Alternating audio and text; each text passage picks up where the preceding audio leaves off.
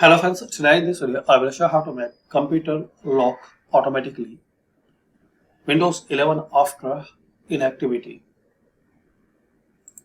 So click on start, then here settings,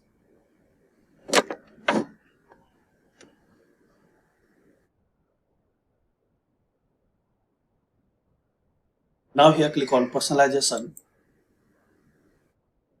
then click on lock screen, then click on screen saver. Here guys select your desired screen saver.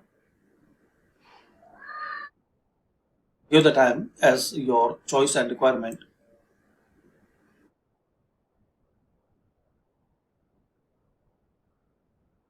Check this box like 31 minutes on resume display log on screen. Then click on apply. Then click on OK. So this way guys you can make computer lock automatically Windows 11 after inactivity.